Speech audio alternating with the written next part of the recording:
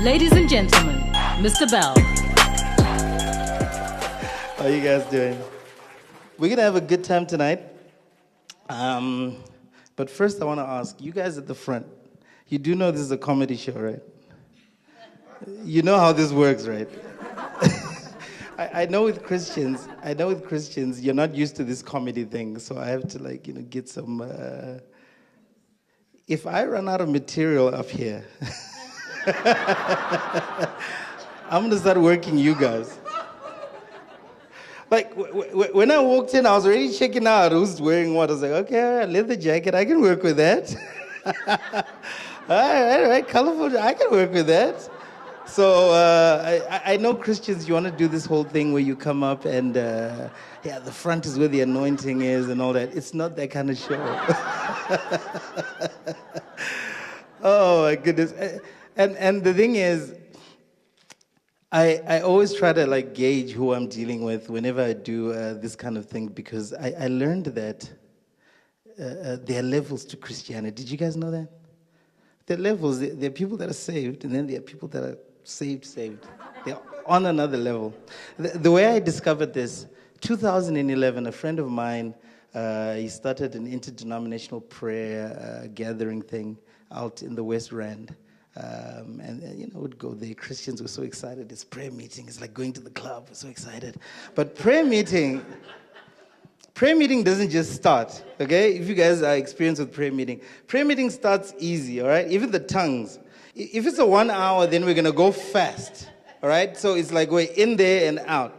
If it's an all night, we've got time. We got to take our time. So prayer meeting doesn't just start, all right? We go, even at the beginning, you can even hear the tongues. The tongues are nice and gentle. After about 45 minutes, everything goes wild. Even the tongues go to another level. So we're at this prayer meeting, 2011, and then there was this woman. She came in. This is the first night she comes in, and then after about 45 minutes, this woman starts getting wild, starts getting excited. And then she goes, hey, Mr. Dhevhill, I see you, Mr. Dhevhill. Come in and sit down. Come in and sit down tonight. I want to talk to you. Mr. Dhevhill, sit down. Now, I was trying to keep my cool. I was like one of the senior members of this prayer meeting. You know what I mean? It's like the pastoral figure. You have to keep your calm. So I was like, one eye was closed, so I was still praying on this side. On this side, I'm checking out the room. I was like, the devil. And then I'm looking at my friend who had set this thing up. I'm like, what kind of a prayer meeting is this? Who invited the devil to the prayer meeting? I did Bible school, but I was trained at Bible school to deal with demons. The devil, that's a whole other thing. So, what kind of a prayer meeting is this? You're going to invite the devil. Now, let me give you some perspective, right? This is another level of Bible school, okay? I know you all went to Bible school. Yeah, you know your stuff. There's another level. Come to my Bible school. I'll teach you things you people don't know. There are two devils. Okay, well, there's one devil, but he's got two personas, okay? There is the devil. You have to say that with an accent, the devil. Now, he operates in, Paris and New York and those places where they don't have potholes, and power cuts. Now, that guy, he's not under pressure. I was like, they don't really do church over there. It's like he's not under pressure. You can do a Danish work ethic, 30 minutes. You know what I'm saying? He doesn't even have to get in his bathrobe like Hugh Hefner, just 30 minutes. He can go in, just press a few buttons, and everybody's life just goes nuts. 30 minutes, he doesn't have to work too hard. Now, here in Africa, it's a whole other thing, right? I'm from a place called, so my tribe is from a place called Mutoko, okay? Now, if there was ever heavyweight champions of witchcraft, don't play. It's like, oh, Benin, those guys are bad. No, you haven't been to Mutoko yet. Yeah. These little sangomas, we got sangomas, and so these are nothing. Go to Mutoko, we'll show you what's what. Now, so my tribe is from Mutoko. I wasn't born there, though. I was born in a place called Chipinge. Now, Now, you see, the ones that know, they're already laughing. Like, if there were ever, like, NBA playoffs of witchcraft, every year, every year, there'll be Mutoko and Chipinge in the finals. Those guys don't play. This is proper witchcraft. Now, so that's my background, right? Now, my wife, she's Italian. She is half Italian. The other part is Indian. The other part, I think, is from like El Dorado Park. We're not sure. It's like the original mixed people, you know what I mean? It's like somewhere they are, somewhere over there. And so because of that, my kids are being raised white. Like, I don't know what's going on there. Now, we love this Chatwa area. So we moved into a new house a few months ago. And day one, we opened the door, and there are these wild birds. They come running to the door, and they're looking at us, expecting us like, wild birds. Now, so all of these white people in my house, they all are, oh, so cute, oh, so cute. Oh, so cute, these wild birds are cute. Oh, the people that lived here, I think they used to feed them, oh, they're so cute. Me, from Mutoko, I wasn't having it. Have you people ever heard of wild birds? Wild birds. Me, I looked at this. Are you finished with your cute? Are you finished? You're finished with your cute? All right, let me deal with this here. I looked at those birds. I said, okay, who sent you? like who sent you to come check me out at my house? Who sent you? Me, I don't play. If lightning, if it hits too close to the house. Me, I was like, yeah, you missed me for a sec. Back to sender for a sec. You missed me. Me, I don't play. Me, I see these things everywhere. So that's my background. So I'm going into this prayer meeting and all these things happening. Now, the devil is coming in to Africa. He cannot come to Africa as the devil. Okay? He has to elevate. Okay? Now, the morning before he gets on that flight to come to Africa, he can't have no bangers and mash and baked beans for breakfast. He has to have like pop, like a mountain of pop like this, a carb overload, because we don't play here. And when he's on that flight, he has to be listening to motivational speaking. It's like, no, Mr. Dhevhill, you can do it. Have no fear. Whatever you imagine, you can do it, Mr. Dhevhill. By the time he lands in Africa, he's no longer the devil. He is now the Dhevhill. You spell that with a D, and then you put an H, because you got to have the D. And then you put an E, and then a V, and then another H. So you got a Dhevhill. And then an I, and then two L's at the end, because you got to give the L. So it's the Dhevhill. Now, that on is another on. You don't play with that guy here. You got to be serious. This is the guy that this woman is calling to the prayer meeting. You're calling the Dhevhill. Listen, you guys can judge me all you want, but if I said right now, hey, Mr. Dhevhill, come in, sit down, enjoy the show, this place is going to empty. All of you guys are going to go all over the place. This is what this woman is calling to the prayer meeting. That's when I understood that we're all at different levels. Because I go to prayer meeting for different reasons, okay? Now, I know we say, we're going to intercede for the nations, intercede for Ramaphosa and all that. Me, I'll be like, but that's not why I'm there. Me, I'm there to pray for promotions, Mercedes-Benz. I mean, that's the truth. And all of you in here, I can see, these are Mercedes-Benz and promotions faces here. There's nobody interceding for the nations. Promotions and Mercedes-Benz. I learned that day we are different because others are talking to the Dhevhill. At prayer meeting, you are still praying for. You see, so the reason why I said all this to say the reason I will run out of material is because we're all different. I might start losing jokes as we go. So I'm watching right now who's laughing, who's doing what. It's like, and I'm eliminating jokes. So about 22 jokes have died, like in the last. It's like 5 minutes that I've been up here. 22 are done, dead. They're not coming back. 3 are on life support, which means I'm down to about 2.5 jokes. You guys at the front. It might be on. That's all I'm saying. That's all I'm saying. Anyway, I'll stretch them out for you guys, and I'll take care of you. I won't do anything. I'll stretch them out. I'll throw some songs in. How about that? Right? Throw some songs in. We do a song.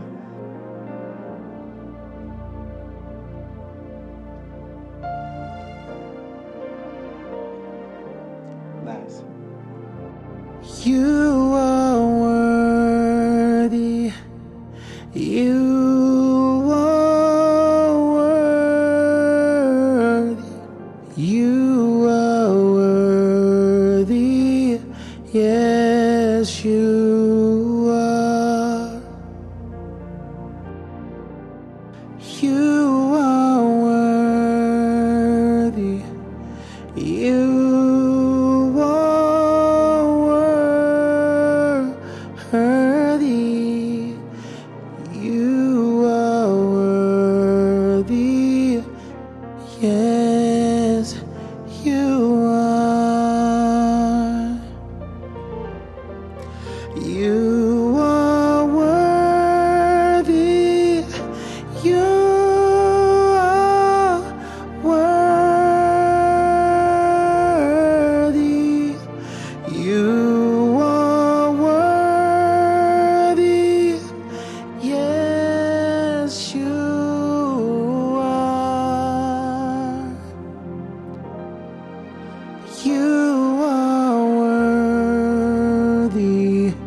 You are worthy. You are worthy. Yes, you are. Let the weak say I am strong. Let the poor say I am rich. Let the blind say I can see. It's what the Lord has done in me. Hosanna, Hosanna to the Lamb that was slain. Hosanna,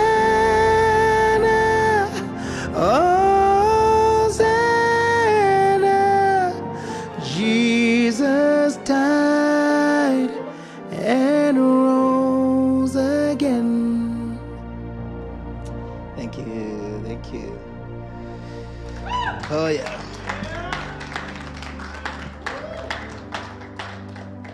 If you invite me to your church, like I don't to come do worship or whatever. I don't do any new things. I do old school only. Yeah, that's just me. I'm old, so I do old school. I mean, I'm gonna go Don Moen. That's my jam right there. I'm gonna go Vuyo Mukwena. Y'all know him. Yeah. I'm gonna go Kirk Franklin with the box cut and the waistcoat and the yellow trousers. You know that Kirk Franklin? That one loved Jesus. This new one with the tight trousers, I'm not sure. Listen, I'm not saying he has lost his way. I am just saying that it's getting tricky.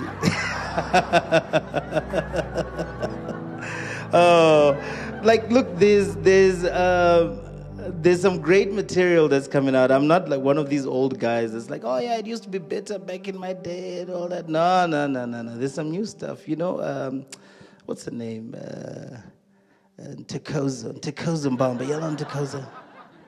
You're on Ntokozo. No, it's not Ntokozo. It's Ntokozo Mbamba. Ntokozo Mbamba. And it's like, yeah, you nonsense guy. You're not even putting in effort. Out. You want to stay in this country and you don't want to put in effort. Go that way. Limpopo, Mutoko, Harare, Kinshasa. Just go that way. You need to put in effort. Like, I didn't know that it was about effort. I mean, I've got a PhD in effort. I can do effort. Effort, that's all I need, effort, and I can stay. I didn't know that. Effort. It's like, no, you got to put in effort for you to stay. Effort, I can do effort. Let me show you. I hit up some of my friends and I said, man, I need something to impress these people. So I need to say something really cool in Zulu, right? So this is what they send me. Now, the way I say it doesn't matter. It's about the effort. It's about the effort. I need to show effort here. Effort. Check me out. Unkulunkulu muhle futhi ubele bakhe buhlala njalo. Listen. People see the heart. It's like, this guy is putting in effort. This is nice. He's putting in effort. It's effort. Then you can stay. Do you know what I just said? In Zulu, do you know what I just said? You don't know. You don't. We want effort here. You want to stay here in this country and you don't want to put in effort. We want effort. Otherwise, that way, I don't know, Ireland, Scotland, Netherlands, wherever the factory for pale faces, that way. Do you know, this is Mrs. Bonteke, right? Yeah, I saw you the minute you came in. Do you know what that means? Do you know what that means, what I said in Zulu? You don't know? Effort! that way. Lagos, Port Harcourt, yeah, they just come that way. Oh, South Africa, man, you guys are powerful. Did you guys know that the lady that was doing all of that doodlering is actually from Zimbabwe? Did you guys know that? Oh, you didn't know? Oh, yeah, she said she's from Zimbabwe. Both her parents are from Zimbabwe, so... yeah, hey, that's some serious self-hatred right there. It's like... So she denounced her Zimbabweanness, apparently. It's like, I'm not a Zimbabwean. It's like, wow, that's powerful. Me, I'm not denouncing. Me, I'm from Nigeria. I'm from Senegal. I'm from Kenya. I'm from Mozambique. I'm from DRC, from Zimbabwe, from Botswana, from KZN, from Orania, from Cape Flats. Me, I am Africa. Y'all should hit up President Thabo Mbeki, tell him I got an addition to his poem. Come on, me, I'm Africa. I ain't denouncing nothing, you guys. I am here by the grace of heaven, by the seed of Michael Jonas, in the womb of Margaret Jonas, by way of Mutoko, Nyamapanda district, with Chipinge General Hospital used as the conduit to bring me into the world. I'm not renouncing nothing. I am Africa, man. Like, come on. None of this self-hatred. We are Africa. We are Africa. I am you. I am me. We are Africa. Come on, man. You know, I'm privileged because I've had very different experiences in my life. My wife, I've just described where she's from. It's like Italy somewhere, I don't know, mixed with other things. Her parents, though, that raised her, yeah, those ones are not mixed with anything. Those are pure white people, proper. If you are a white person and your birth certificate says Bonnet Baragwana, you're with us, you're black. Baragwana Hospital. Imagine your birth certificate says Bonnet Pretoria General. You're with us here. If Donald Trump says that no more Africans, it's you as well. You're not pure white people anymore. You're with us. We're together. Her parents that raised her, those are pure white people. Her mother's from Canada. Deep Canada, no, deep Canada. Her father is British. Like, you know the original British people that they sent over here to take the land? Now, proper British, not... saying, born East London, not our East London, proper East London. They proper white people, pure, high quality white people. So I've experienced different things, man. A few years after we got married, we're in the house. I hear my wife. She's on the phone with her mother, and then I'm hearing something, and she says. And then she said, like, I don't know my wife's accent. I've tried. It's like to mix with too many things. I don't know what's... So I'll repeat the story for you with like the best white girl accent that I can master, okay? So So just bear with me. She goes, she's talking to her mother, and then she goes, "No, Mom, I've looked at that site, hey. They said that they're out of Kaffers." What? Out of what? No, I said, no, I didn't hear properly. No, there's no way, I didn't hear. Out of what? And then she says it again. And then she says, "Yes, Mom, and all the sites that they sent me to, they're out of Kaffers as well." Out of Kaffers? Out of Kaffers? And I thought, no, benefit of the doubt. No, me, I'm not hearing this. No ways. No. And then she said it the third time. She goes, "Yes, Mom, and by the time you come here for Christmas in December, I'm sure I'd have found you some Kaffers." I said, no, this is not going to work. No. I started looking for my red beret that I keep in the house. I used to have a red beret because I was like, man, this Julius, I like Julius. Not because of his politics, because he's exciting. Me, I love excitement. But now with this here, this Keffa business, no, I need my red beret. I'm not taking this. Keffas, you have to buy Keffas. So anyway, I said, all right, I'll wait for her to finish. She finished the phone call. I waited for her, and I said, "Excuse me, young lady. First of all, look, the laws are a bit vague on this one, but I don't think your people are allowed to own my people anymore. I don't think so. And then number two, even if you could buy Keffas, I don't think you could buy them online." I don't know what kind of dark web thing this is, you people. You're trying to buy Keffas online, you and your mother. You can ask her, I'm not lying. They were trying to buy Keffas. And then she says, "No, man, we're not trying to buy Keffas. We're trying to buy kefirs, some nuts called kefirs." You ever heard of that? You guys know those nuts? You know, you're lying, you people don't know those nuts. Africans, we only know one type of nut, ground nuts. You know the ones that they make peanut butter. You're lying, you don't know no kefirs. It's like, so we're trying to buy kefirs.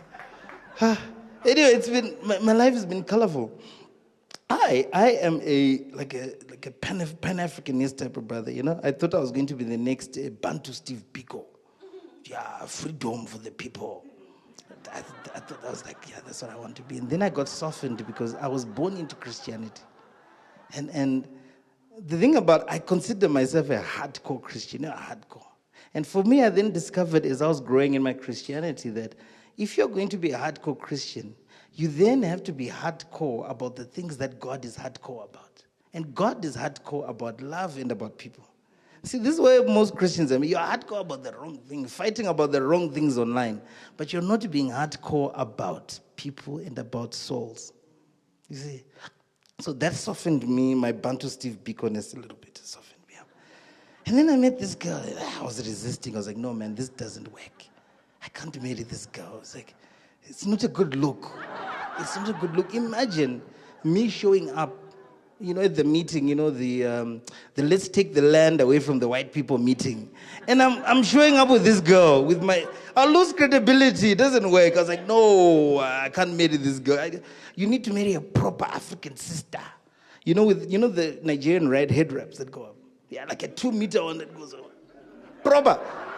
I mean, when I walk into that meeting with that girl, it's like, this is the guy. He's going to lead us to the promised land. Can't show up with some white girl on my, that doesn't work. But then I thought, it's like, I see what Jesus is trying to do here. I saw the plan. And I was like, Jesus, you're good. You're good, you, Jesus. I saw the plan, it was brilliant. The plan was brilliant. Because I thought to myself, what if these white people, they are proper white people, they are white power white people, white privilege white people. So imagine me, a Pan-Africanist with some white power. I'm going all the way. Access, I'll get into all the corners. And no money will be denied to me. I knew I had been played when I got to the wedding. Things didn't look right. So we had the wedding in her town. which is about 4 hours away from my town. And the reason why I was so excited about this idea, we wanted 150 people at the wedding, 150. And I realized if I have it in my town, it's not going to go down like that. Because my people don't know what the meaning of the word strictly by invitation. What's that? It's like, I know you, you know me, so I'm strictly invited. What's the confusion here? That wedding was going to have 500 people. I'm telling you now. So I said, no, let's do it with your people. Let's just do it there. So we did the wedding, 150 people. So from my side, I know that there was like 45 people that drove all the way across to this wedding. Okay, 45, all right. So I'm standing at the back. I'm about to walk in to the church there, and I'm looking. So I start doing a head count. Now, I wasn't counting everybody. I was counting like all the white people because it didn't look right to me. It's like, it looks a bit dark in here. So I said, so I'm counting all the white people now. Because I brought 45. I count the white people. There's 35. So, and one of those didn't count because one of those I brought. Okay, this was my sister's husband that had flown in from Australia to come to this wedding. So that one didn't count. But it's 35 white people. 45. I'm doing the maths is not matching. 45 plus 35, that's what? 80. So, where did these other Negroes come from? Like 17, where did these other 70 Negroes come from? It didn't look right. And then I realized, oh no, these are not white power whites at all. These are like, those white people that love black people. It's like we love black people. All our friends are black. What kind of... I was so disappointed. It's like, these are not pure white people anymore. It's like, they lost their purity. It's like all their friends are black. These were their friends. And let me tell you, these were not, like mixed a little bit, like this is like a little bit light. No, black. These are their friends, like black on both sides, black. I'm not like, go online, you see the pictures. Huh? It's like, what is this? I got played. No, I'm still looking for the right white people, so. I mean, you're here. You're not a white power white, right? You're not. Have you ever tried it? How do you know you won't like it? I'm just saying, you don't know what you don't like until you've tried it, right? My brother, people think I'm a coconut, You haven't met my brother. That's a coconut. My brother Prince is...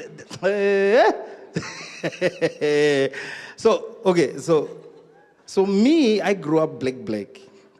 So I grew up eating pap and vegetables and beef. And the quality of the food depends on how well you've cooked these things. People have had a pap cooked on a fire with those cast iron stoves? You eat your fingers. So for me, that was the level. I rate food based on how good your pap is, okay? So my brother was a coconut. He's into all these weird things. And he's trying to force me for years to try sushi. There's a raw fish. No, let's just do pap. No, raw fish. Eventually, one time he succeeded, okay? I took this thing and then I put it in my mouth. After about 3 seconds of chewing, I realized something. I was like, the Bible left some things out. So, God finished creating what? On the 6th day. 7th day he rested. 8th day he started again. And he created sushi. Yo! Hey, I ate that thing there. I was chewing and I was like, hey, Jesus, you. You're good, you. Jesus. You're good. I realized there were other days of creation. After that, he created and created and created. You see, so the point I'm making is you don't know what you like until you've tried it. So I say, we can do this. I am a Pan-Africanist, so I've studied like all the white power bases. I understand white power. You have the complexion, right? I have got the knowledge, you've got the complexion. We come together. I'll be your white power consultant. Whoa. By end of 2026, we'll own all the banks, FNB, Absa, they'll be ours. What was I saying? I was talking about Ntokozo. Hey, I don't know how I got. I started talking about my wife and I lost my track of. I was talking about Ntokozo. What's that song of his? You guys know Makabongwe? You guys don't know that song? You are lost. You don't know. Yo. I listened to that song, and I was like, yo. I heard that song. Now, years ago, this is how South Africa has affected me. Years ago, I'd have heard that song and I'd be like, oh my goodness, that song is incredible. It's anointed. When I heard that song, I felt like heaven was coming down. And Ntokozo, she's so powerful. She's beautiful both inside and out. Too many words, man. Too many words. I came to South Africa, they taught me how to express myself. You don't need all those words. All you say is that, hey, Ntokozo, Makabongwe, yo. And that's it. That's like 127 adjectives in one. Express, you need to let it express. Oh, my goodness. I might need to leave this country, man. I'm being affected. I think the little coconut that I had is now just going out the window. I got to get it back. What's that song? It's called what? Makabongwe. You know Makabongwe? You don't know it?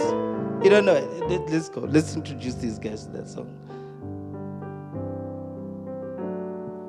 Makabongwe,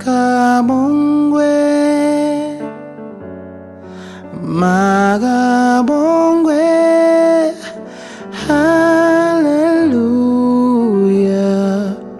Makabongwe.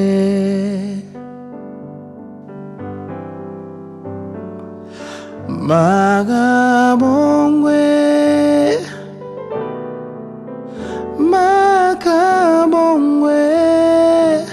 hallelujah, Makabongwe.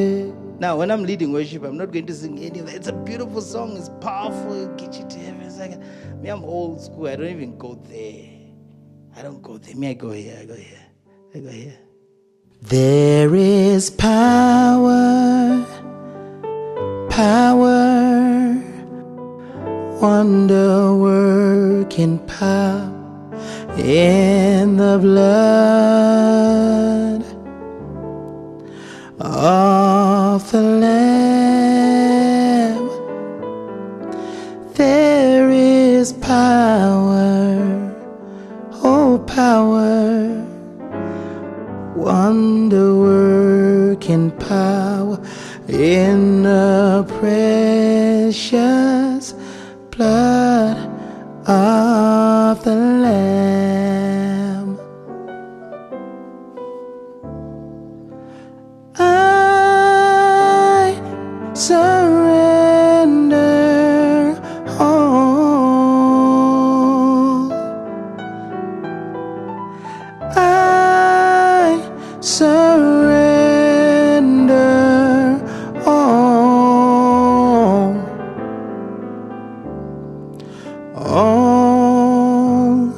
to Him, my blessed Savior. I surrender all. I had to stop because I invited the Holy Spirit to the show, and things are about to happen. I don't know how you people speak to God, eh? You're all just like nice. I became a teenager in the late 80s. So I was a teenager in the 90s and then a young adult late 90s. So I grew up like hip-hop eras. That's why I speak like this. It's all hip-hop and MTV. So God knows me. I've been a Christian for a long time. God knows me. If I ever went to God and I'm like, oh Jesus, oh Holy One, oh Lamb of God, you are enthroned in majesty. You'll be like, hey, when I get up, what did you do? You're in trouble, eh? You'll see that this is fake. When I get up, talk to me nicely. Talk to me nicely. May I talk to God nicely? So I talked to the Holy Spirit. I said to the Holy Spirit, you know what? I'm doing this little thing over there by Joy. You should come over. And I was like, bring your boys over. Bring all your crew. You guys don't take space. You know what I mean? There can be like 1 million of you in here right now. I was like, you just bring everybody. And I said, okay, but the rule is, don't do what you normally do in church. You know what I mean? I want to finish the show. So don't come here and take over the mic now like Kanye. He's like, no, I'll let you finish later. Anyway, so I had to stop. When I started singing Makabongwe, I'm checking out the audio. It was like, oh, is it my time? Is it getting up? And then when I started singing, There's Power in the Blood, he was here. You didn't see him. That's why I had to stop. I was like, hey, the show is about to be over. Oh, my goodness. Anyway, I've had lots of fun as a Christian. 49 years. I was born into it. 49 years, about to be 50 in a few months' time. It's been a good run. It's been a good run. I gave my life when I was 15. And for all of those years, it's been church. That's all I've done. First one in, last one out. Pastor Dom knows, he's known me long enough. First one in, last one out. For all those years. And so obviously the expectation is that when you live that kind of life, everything just comes together. But you go through things. You go through things that test you, things that grow you, and stretch you in ways that you can't even imagine. I was married in 2005. That was my first wife. I was married in 2005. Pastor Dom knows her. And 3 years after we'd got married, she was diagnosed with a heart condition. And then she had a stroke. It was so bad, she couldn't eat. This is the first time I'm ever telling anybody about this. She couldn't eat. They had to put pipes in there. They had to be pumping the food in and all that. It was rough. It was 6 months of pure hell. Test your faith like you won't even believe. So you're dealing with a wife that's struggling for life. You're dealing with, and we didn't have medical aid, so yeah, you know what that's like. yeah. You've got, and I was a young boy. I was a little boy, and you're dealing with a hospital that's telling you show up with 50,000 now, otherwise you're going to find your wife outside. It's where do I even find 50,000 rand? It's you're dealing with complicated, family issues with in-laws and whatnot. It was tough. I told a friend of mine, what I went through in that period. And he said to me, well, I'm surprised you didn't start drinking, because he's he couldn't believe it. He had heard bits and pieces. He had never heard it from somebody that was actually there, for the whole thing. I told him the story. He couldn't believe it. He's I don't know how. And I said to him, you know what? I think a big part of it had to do with the fact that my walk with God and my faith was hardwired by the time I got to those experiences. But it was tough. It was tough. I come out of that. We've got an 8-month-old boy. Come out of that. It took me, this experience was so bad, it took me 7 years to even get married again. 7 years. That's how it took time to even just recover from that. And you've got a little baby that you're trying to raise. And then 2018, he's at a school in Zim. We really loved the school, and it's a private school. It's great and everything else. I get a call. Joshua is sick. Oh, so we go there. Quickly rush over there, and he's been diagnosed with the same heart condition that killed his mother. And at the same time that he was being diagnosed, by the way, my father is being diagnosed with cancer in the stomach. And then so we come over here, we bring him over here, then we go to Sunning Hospital. Incredible doctors, just incredible doctors there. They treated him. My father succumbed to the cancer June 2019. funny, not funny enough, but strangely enough. And he was very tight with my son. And he passed away on his birthday, June 14, 2019. He passes away. And these guys were like best friends. They were like inseparable. So he passes away. By that time, the guys at Sunninghill had done such a good job that, we had to send like letters to the school to say, no, he can't do this, he can't do that, he can't do that. Because they couldn't believe, like, if he had said it himself, that's how well he was doing. And then COVID hits, we're separated, we can't travel, we can't see each other and everything else. And then March, my youngest daughter, her birthday is on the 26th of March. And it was during the week, so we thought, okay, we'll do her birthday on the weekend, which was like, I think, the 29th. And then on the morning of the 29th, I get a call, oh, Joshua has passed away. It was, I thought I was going to die that day. That's how bad.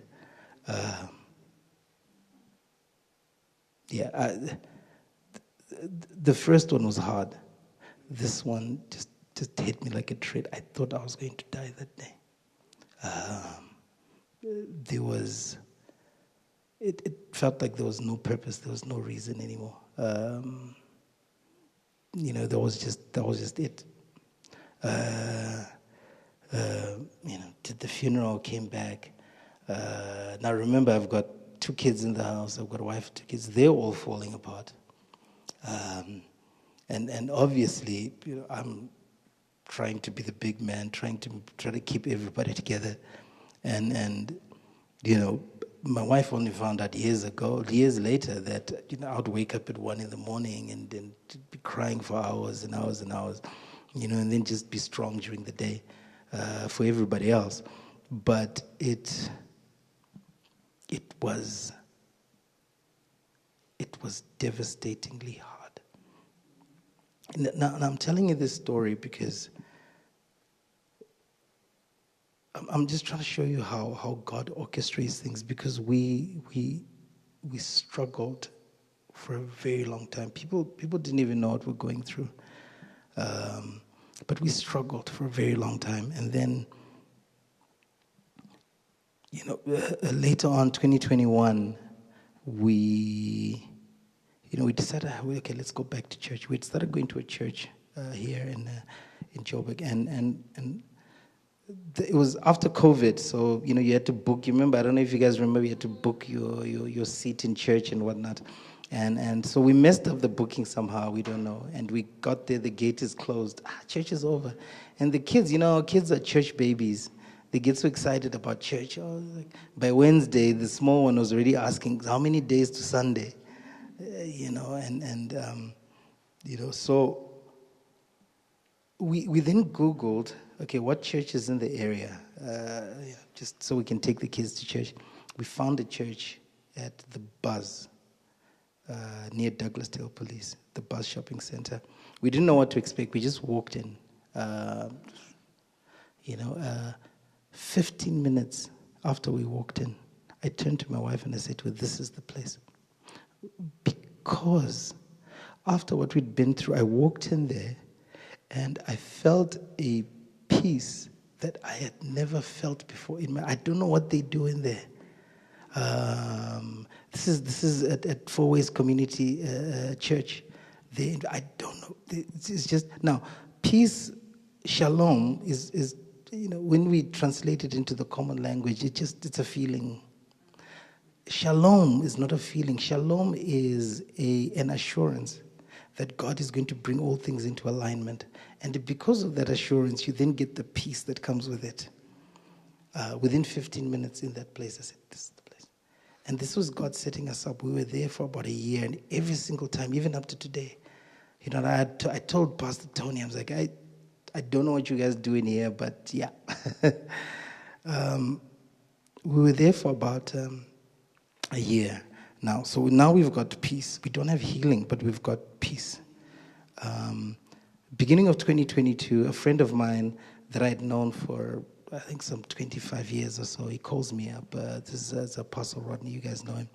And he says, I want to start something in Johannesburg. I really need your help. I need you to be part of it and so on. And he convinced, we didn't want because we're happy where we are. It's like, But for us, what we found out later on, this was now God moving us into the next stage of where we needed to be for our healing. Now, that healing didn't come by somebody praying for us or putting their hand on us. It didn't even come through counseling. Listen, there are times when counseling works. There are times where it's important, okay? There are times where you just need to sit with somebody and they can help you unpack all of that stuff. God knew that's not what we needed. So we've got the peace. We get into this situation that we were not sure that we wanted to be in. And that situation, what we found is that it was another way of doing church that I'd never experienced, where, you pray until, you pray. Everybody wakes up at midnight and you pray. And there is fervency, there is war. It's war, and it's if your life is not changing, we ask why? Why is it not changing? Let's talk about it. What are you not doing? How long are you praying? So it's like that, just being forced into that space of fervency. I didn't know my wife could pray like that. We got to a point where it's like, okay, but it's midnight prayer, 10 o'clock. Somebody started. I'm trying to sleep. And the chick is praying. No, but it's midnight. We're supposed to wait for midnight. Why are you praying now? I'm trying to sleep. But I didn't know she could pray like that. I saw things. But it was, like I said, it wasn't the laying on of hands. It was us being pushed into a place of fervency where we started pursuing God at a higher level. And within pursuing God, we started getting into his presence like no other time. And when we were in his presence, that push for fervency, that push for hungering after God, got us into his presence. And while we were there is where we got healed. Within a few, you can never, anybody that's lost a child will tell you that you can't get over that. I mean, even now, I'll have days where I'll just go off and it's like, just turn away. It's like, nobody sees. It's like, and I'm crying and I can't handle it. But our healing came when we found ourselves pushing further and further into the presence of God. And for me, this is what, by message that I always try to share with people with that testimony, to say that most of the things that you're fighting for and struggling for, what you need is the presence of God. And the more we push into it, the more we seek after God. I mean, we were there for 3 years. It was a great 3 years. We've since now moved. About 9 months ago, we then moved into a new situation. And what's interesting is our situation now. The things that we are being taught now, we would not have been ready for them, the revelation, if we had not gone through that. I was telling Pastor Dom and the guys the other day that there's something that was shared by Dr. Rose that I've heard this before my whole life. I've been a Christian my whole life. But because of what the ground had done and what Apostle Rodney and all these guys had done, they prepared the ground. So the revelation that I'm receiving now that's moving me forward in my life, it was those 3 years were necessary. Otherwise, I would not have been able to handle those. Anyway. That's my story. I didn't want to leave you guys on a bummer. Anyway, I wanted to leave you guys laughing, but it is what it is. What's that song? You got that song? This is a song from, I did the song in 2001. And I remember a DJ friend of mine calling me and saying that he had received a call. He was doing these midnight shift things. He received a call from somebody, and the person said that they were ready to commit suicide. And he played the song, and it just changed everything for the guy. And then he called the DJ afterwards. I was like, my song did that? I couldn't believe it, because I listened to the song. Recently, I think about 6 months ago, I listened to it, and it just broke me down. I was like, well, I didn't even know what I was writing then, but 24 years later, the song is now ministering to me, and now I can actually understand what that person was talking about. I couldn't believe it's my song and save somebody's life. But yeah, so I'll leave you with this. You got it?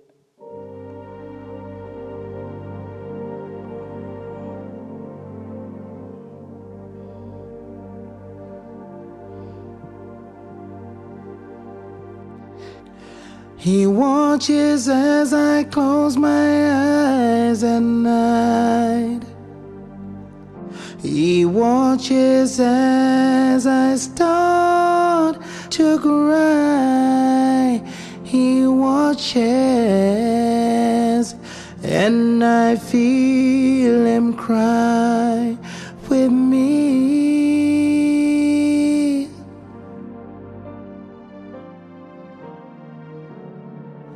He watches as I kneel and start to pray. I feel his presence over me as he listens. He listens to my heart.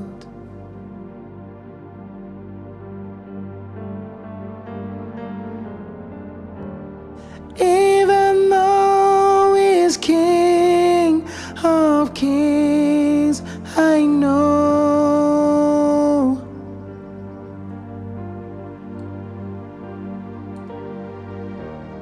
he's with me wherever I may go.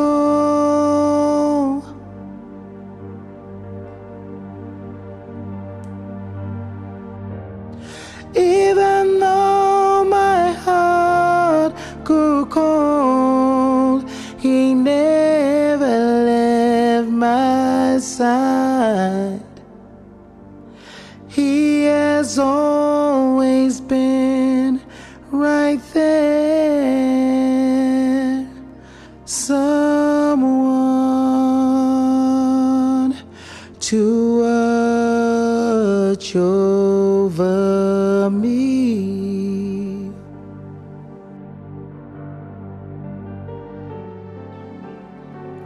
I cannot sleep at night, I toss and turn. My heart is burdened and for rest I yearn. He causes his peace to reign on me.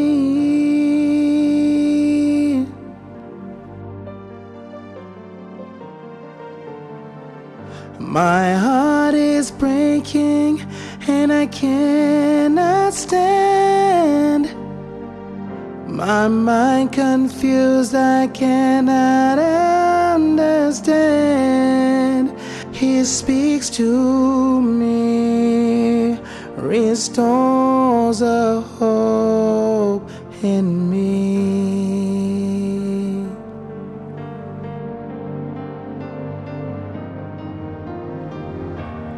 Even though he's King of Kings, I know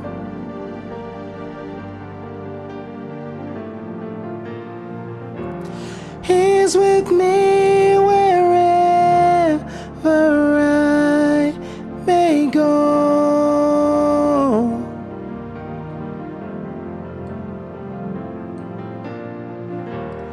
Even though my heart grew cold, he never left my side. He has always been right there. Someone to watch over me.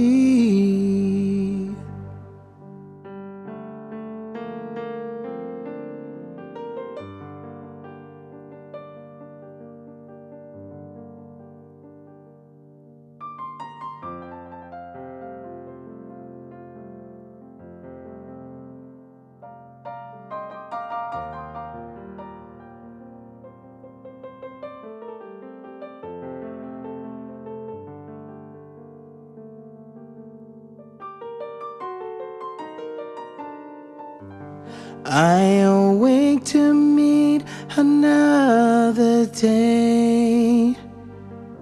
He lets me know He will guide my way. I thank Him for watching over me.